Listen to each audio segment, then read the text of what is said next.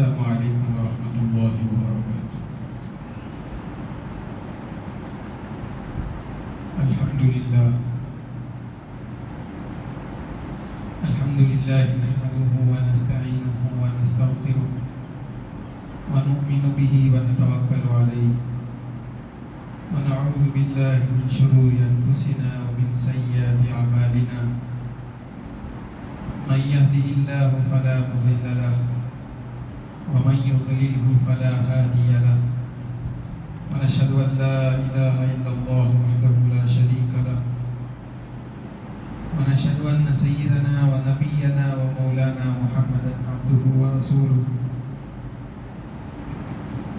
أما بعد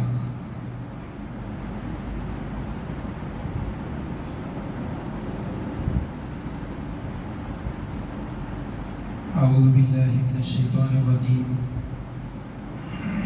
بسم الله الرحمن الرحيم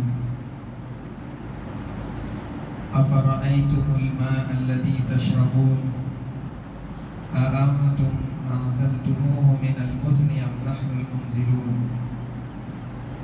صدق الله العظيم۔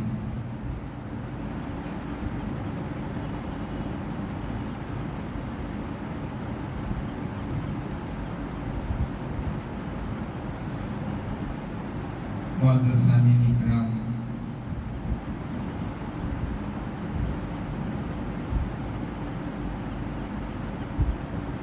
انسان پر اللہ تبارک و تعالیٰ کی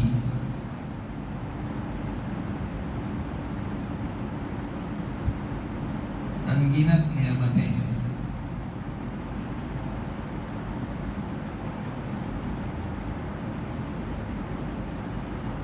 جس کو انسان شمار بھی نہیں کر سکتا۔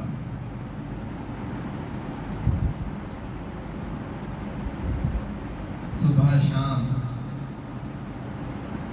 انسان کے ساتھ اللہ تبارک و تعالیٰ کی نعمتیں لگی ہوئی ہیں۔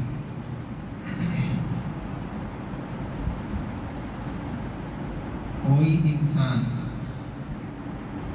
پوری دنیا کے اندر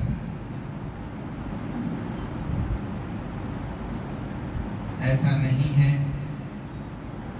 جو اللہ تعالیٰ کی نعمتوں سے، نوازشات سے بے نیاز ہو۔ ہر ایک کے ساتھ اللہ کی نعمتیں لگی ہوئی ہیں۔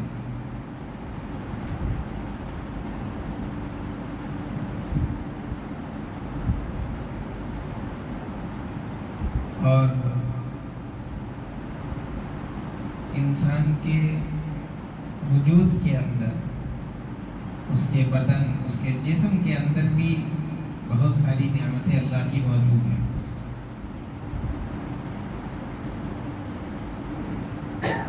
اللہ تبارک و تعالیٰ کی جو نعمتیں انسان کو حاصل ہے، ان میں سے ایک نعمت پانی بھی ہے۔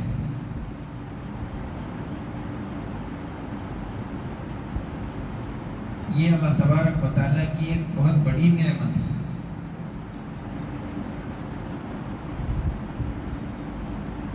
اللہ تبارک و تعالیٰ نے انسان کی زندگی، انسان کا زندہ رہنا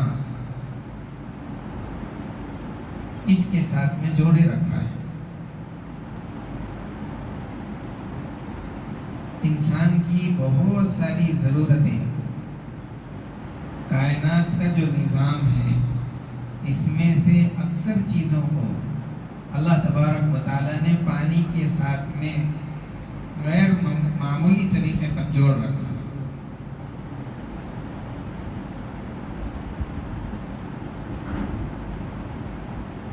اس کائنات کے اندر جتنی چیزیں ہوتی ہیں، زمین سے غلے کا نکلنا، درختوں پر پھل کا، پھول کا لگ جانا،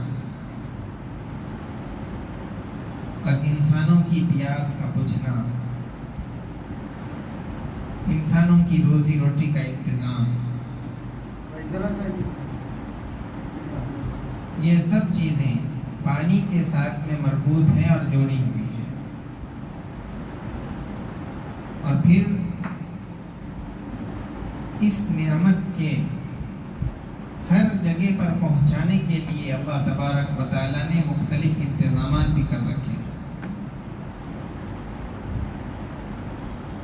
اور ان میں سے ایک بڑا سبب بارش بھی ہے. اللہ تبارک و تعالیٰ بارش کے ذریعے سے پانی کو مختلف علاقوں میں پھیلا دیتے ہیں، اور پھر جہاں پر جتنی ضرورت ہوتی ہے اور جہاں جہاں پر پانی کو محفوظ کرنا ہوتا ہے ان مقامات پر اللہ تعالیٰ پانی کی حفاظت بھی کرتے ہیں. دریاؤں کے ذریعے سے، نہروں اور ندیوں کے ذریعے سے، تالابوں کے ذریعے سے، سمندر تو ہے ہی، اس طرح کی مختلف چیزوں کے ذریعے سے انسان کے لیے پانی کی نعمت اللہ تبارک و تعالیٰ انسان کو دیتے ہیں. اور یہ نعمت ایسی ہے کہ اس کے بغیر آدمی زندہ نہیں رہ سکتا. اس کی زندگی پانی کے بغیر آگے نہیں چل سکتی. قرآن کریم کے اندر بھی کئی ایک جگہ پر پانی کا تذکرہ، بارش کا تذکرہ اللہ تبارک و تعالیٰ نے فرمایا. بلکہ جب اللہ تبارک و تعالیٰ نے قرآن کریم کے اندر بڑی بڑی نعمتوں کا ذکر کیا تو اس میں بارش اور پانی کو بھی ذکر فرمایا. ایک تو آسمان کہ اس کو انسانوں کے لیے چھت بنایا گیا، اور دوسرا زمین، اس کو فرش بنا دیا گیا ساری انسانیت کے لیے. اور پھر تیسری نعمت اللہ تعالیٰ نے جو ذکر فرمائی وہ بارش، وہ پانی کی نعمت ہے جو انسان کو اللہ نے دی ہے.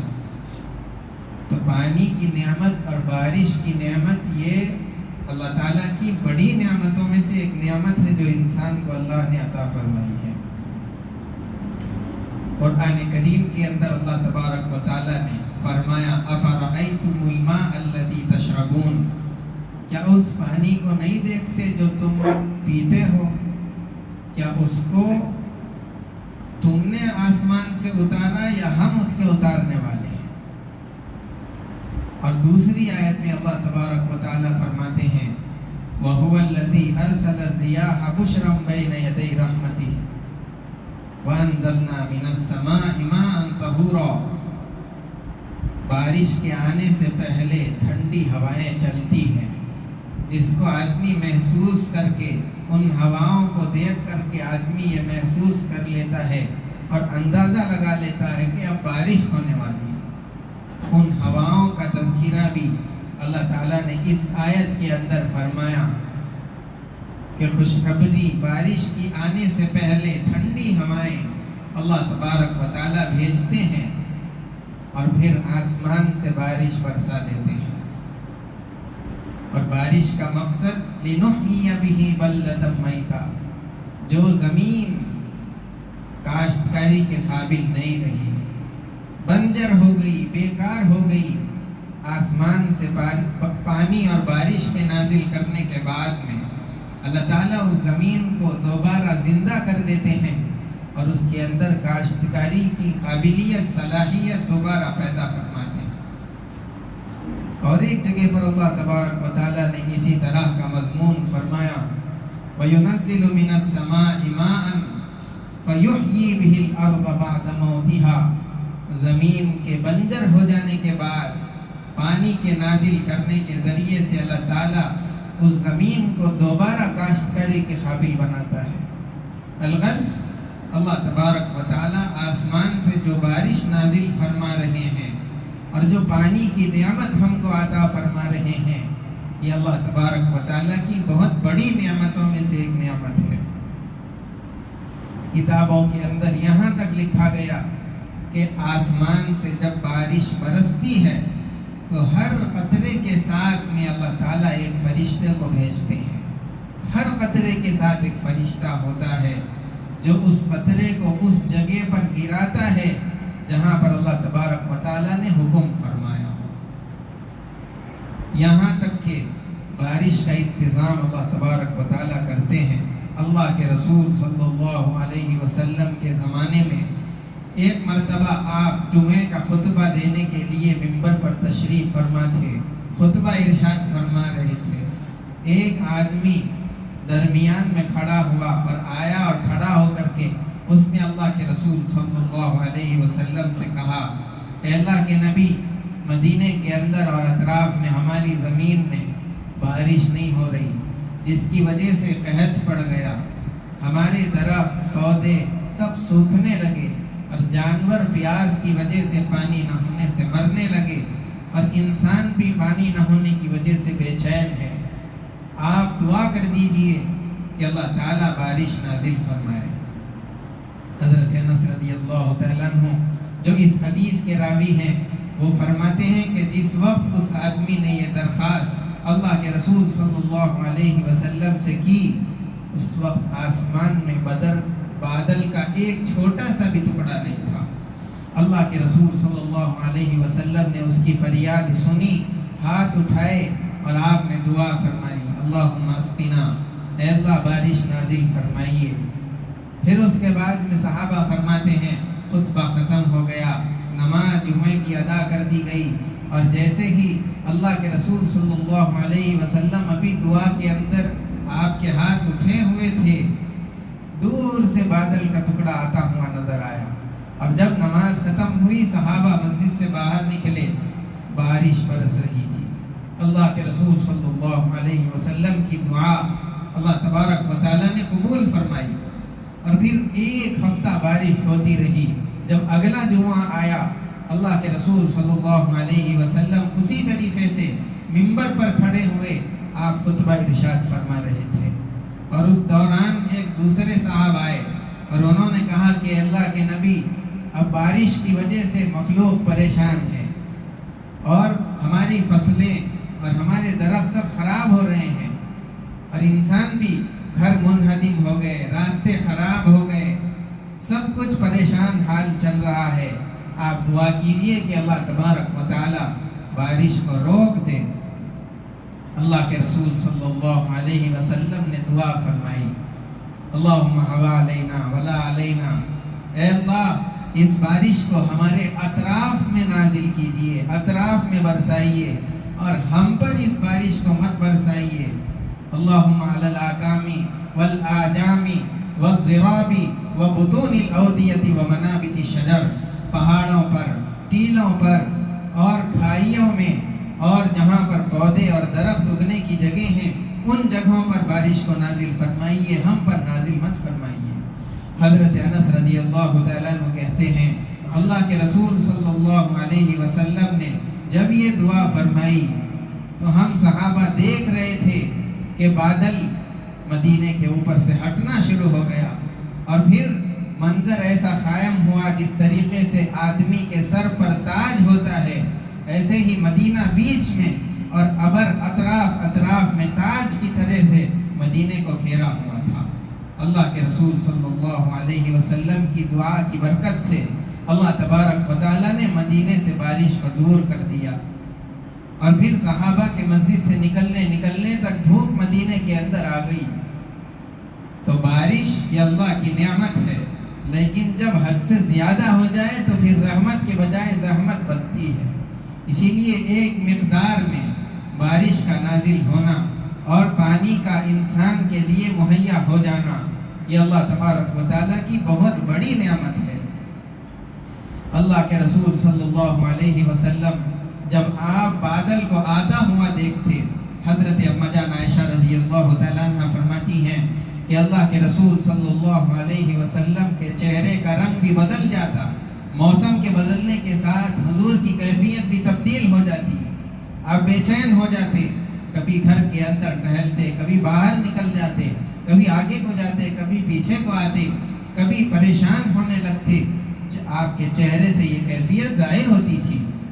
آس پاس والے جو صحابہ ہوتے تھے آپ کے چہرے کو دیکھ کر آپ کی اس کیفیت کو محسوس کر لیا کرتے تھے، لیکن جب بارش برسنے لگ جاتی تو اللہ کے رسول صلی اللہ علیہ وسلم کی یہ پریشانی والی کیفیت جاتی رہتی۔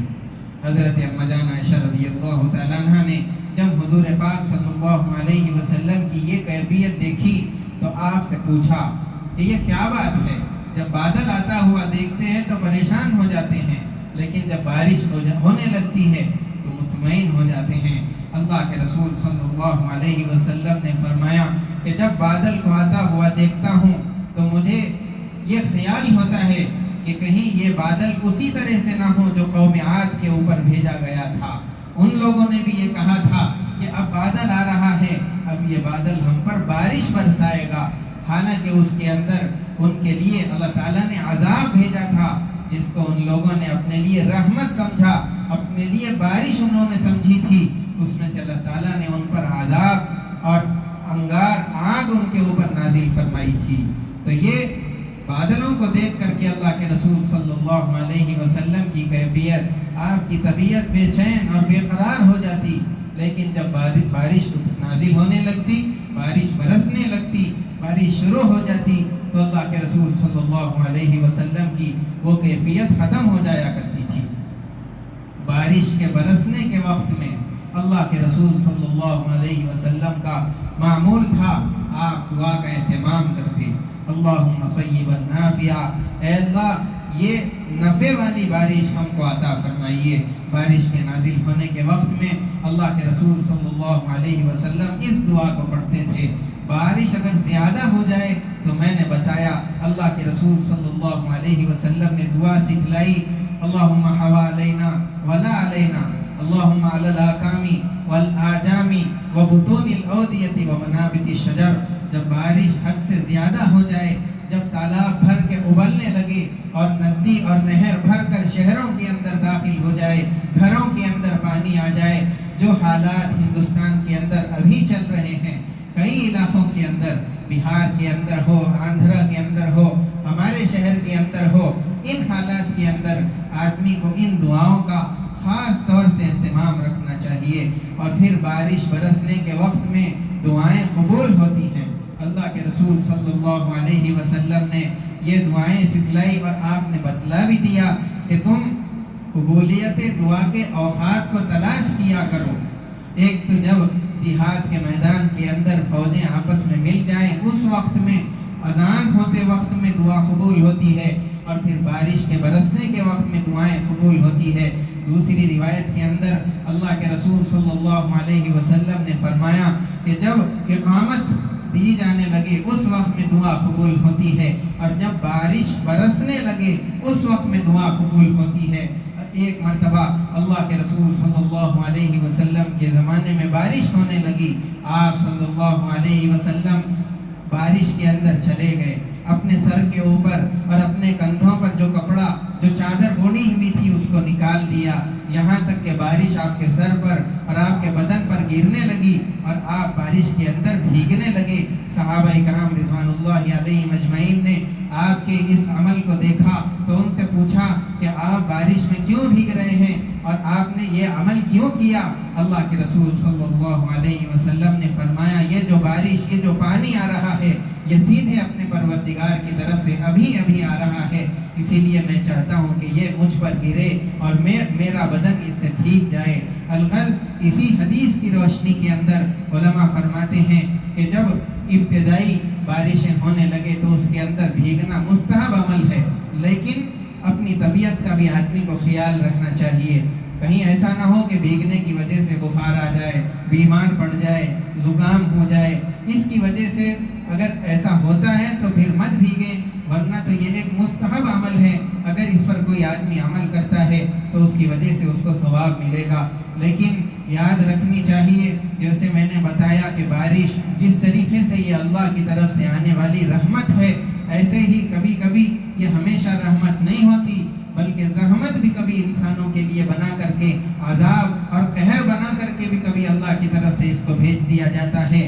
ہاں اگر لوگوں کے اندر گناہ عام ہو جائے، روایات کے اندر چند گناہ ذکر کیے گئے، اگر وہ لوگوں کے اندر پھیلتے ہیں تو اس کی وجہ سے اللہ تبارک و تعالیٰ بارشوں کو روک لیتا ہے۔ اگر لوگ زکوٰۃ دینا بند کر دیں تو اللہ تعالیٰ اپنے اپنے پاس سے بارش کو روک لیتا ہے. لوگوں نے زکوٰۃ کو روک لیا، پروردگار بارش کو روک لیتے ہیں. جب دنیا کے اندر بے حیائی، گناہ اور فحاشی، معاصی عام ہو جائے تو پھر ایسے موقع پر بھی اللہ تبارک و تعالیٰ بارشوں کو بند کر دیتا ہے. جب تاجر ناپ تول کے اندر کمی کرنے لگے اور دھوکہ دے کر کے گاہک کو خراب سامان پکڑائے اور اس کو ہوشیاری سمجھداری سمجھے تو اس وقت میں بھی اللہ تبارک و تعالیٰ بارشوں کو روک لیتا ہے. جب انسان دوسرے مخلوق پر ظلم کرنے لگتا ہے، ایک انسان دوسرے انسان کو خواہ مخواہ پریشان کرتا ہے، ایسے موقع پر بھی اللہ تبارک و تعالیٰ بارشوں کو روک لیتے ہیں. اور جو آدمی زمین کے اندر فساد پھیلانے لگے، اس کی نحوست سے اللہ تبارک و تعالیٰ بارش کو روک لیتا ہے. یہ وہ گناہ ہیں جو حدیثوں کے اندر بتائے گئے کہ اگر یہ زمین میں پھیلتے ہیں تو اللہ تعالیٰ ان گناہوں کی نحوست سے بارشوں کو روک لیتا ہے اور انسان کو قحط کے اندر مبتلا کر دیتا ہے. اللہ تبارک و تعالیٰ کی طرف سے بارش ہمیشہ رحمت بنا کر کے نہیں، بلکہ کبھی پکڑ، عذاب اور سزا کے طور پر بھی بھیج دی جاتی ہے. حضرت نوح علیہ السلام کا واقعہ کتنے مرتبہ ہم نے نہیں سنا. نوح علیہ السلام کے زمانے میں جب انہوں نے اپنی دعوت کا زمانہ پورا کر لیا، لوگوں کو جتنا اللہ کی طرف بلانا تھا اتنی عمر ساری بلا لی. اللہ کی طرف سے حکم ہو گیا کہ ہمارے حکم سے اور ہماری نگرانی کے اندر ہماری وحی کے مطابق تم کشتی تیار کرو. انہوں نے کشتی بنائی، اس کے اندر اپنے ماننے والوں کو 80-82 لوگوں کو سوار کر لیا. ان کا بیٹا ان کی بات ماننے سے انکار کر دیا. حضرت نوح علیہ السلام کے لیے یہ نشانی بتائی گئی تھی کہ جب آپ کے گھر کے اندر جو تنور ہے، جو آگ کی جگہ ہوتی ہے، جب اس کے اندر سے پانی ابلنے لگے تو پھر سمجھنا کہ اللہ کا عذاب قریب آ گیا ہے. اس نشانی کو دیکھنے کے بعد آپ اور آپ کے ماننے والے جا کر کشتی کے اندر سوار ہو جانا. جب انہوں نے اس نشانی کو دیکھ لیا تو پھر آسمان سے پانی، زمین سے اندر سے پانی ابلنے لگا اور دونوں طرف سے پانی آنے لگا. اور ایک ہفتے کے اندر آپ اندازہ کیجئے ہمارے شہر کا کیا حال ہو گیا. ہر طرف گھروں کے اندر پانی آ رہا ہے، سڑکیں پانی کے اندر ڈوب گئیں، راستے خراب ہو گئے، سواریوں کا آنا جانا مشکل ہو گیا، سارے شہر کا نظام درہم برہم ہو گیا. کتنے دن کی بارش میں؟ 2-4 دن کی بارش میں. جب نوح علیہ السلام کے زمانے میں وہ عذاب اللہ کی طرف سے آیا تھا تو موسلادھار بارش آسمان سے اور پانی کا ابلنا زمین سے 40 دن تک یہ عذاب چلتا رہا. اندازہ کیجئے جب اس انداز میں پانی آیا ہوگا تو تفسیروں کے اندر یہ بات لکھی ہے کہ جو بڑے بڑے 40 فیٹ کے اور اس سے بھی بڑے اونچے جو پہاڑ تھے ان کی چوٹیاں بھی پانی کے اندر میں ڈوب گئی تھی. اور نوح علیہ السلام اور ان کے ماننے والوں کے علاوہ دنیا بھر کے اندر جتنے لوگ تھے جو اللہ کی نافرمانی کرنے والے تھے، نوح علیہ السلام کی رسالت کا انکار کرنے والے تھے، اللہ کی توحید کا انکار کرنے والے تھے، وہ سب اللہ کی عذاب کے لپیٹ کے اندر آ گئے اور ان سب کو ڈبو دیا گیا. ان کشتی میں سوار لوگوں کے علاوہ سارے لوگوں کو ہلاک کر دیا گیا. تو بارش ہمیشہ رحمت نہیں بلکہ کبھی انسانوں کی پکڑ اور ان کی تنبیہ کے لیے بھی اللہ کی طرف سے بھیجی جاتی ہے. قوم سبا کیسی قوم تھی؟ اللہ تبارک و تعالیٰ نے قرآن کریم کے اندر ان کا ذکر فرمایا. ایسا علاقہ دونوں طرف میں باغات، 2 باغات ان کو دیے اور پھر بیچ کے اندر سے نہر اور ندی کو جاری فرمایا. اس نہر کے ذریعے سے وہ لوگ سیراب ہوتے. پانی کا ایسا نظام، شہر کو 12 حصوں کے اندر تقسیم کر دیا اور پھر جو پانی آتا تھا اس کو ایک بند باندھ کر کے پانی کو روک دیا اور اس کے سامنے ایک حوض بنایا. اور وہ جو بڑا تالاب اور ڈیم بنایا تھا وہ 3 حصوں کے اندر بنایا تھا. پانی کی جتنی ضرورت ہوتی، اگر ابتداءً ایک مرتبہ ضرورت پڑے تو پہلا حصہ پانی کا کھول دیا جاتا، وہ پانی حوض کے اندر آتا اور پھر اس حوض سے شہر کے 12 حصے جو کیے گئے تھے، ہر حصے کے اندر اس حوض سے ایک نہر چھوٹی جاری کر دی گئی. اس طریقے سے شہر کے 12 حصوں میں اس حوض سے 12 نہریں چلتی تھی. یہ نظام اس شہر کا تھا. اور ضرورت پڑتی دوسرا والا درجہ پانی کا کھول لیتے اور جو تیسرا درجہ ہوا کرتا تھا پانی کا، اس کے کھولنے کی بہت کم ضرورت پڑتی تھی، اس لیے کہ 2 ہی حصوں کے اندر ان کی ضرورتیں پوری ہوتی تھیں۔ تو یہ نظام اس شہر کا تھا، لیکن جب نافرمانی ان کے اندر آئی، اللہ کا انکار ان کے اندر آیا، پیغمبر کا انکار اور ان کو ستانا ان کے اندر عام ہو گیا، پیغمبروں کو اور ان کے ساتھ ساتھ ان کے ماننے والوں کو تکلیف دینے لگے، تو پھر اللہ تبارک و تعالیٰ نے ایک چھوٹے سے چوہے کے ذریعے سے ان کے اوپر عذاب لا کر کے ان کی ساری بستی کو تہس نہس کر دیا۔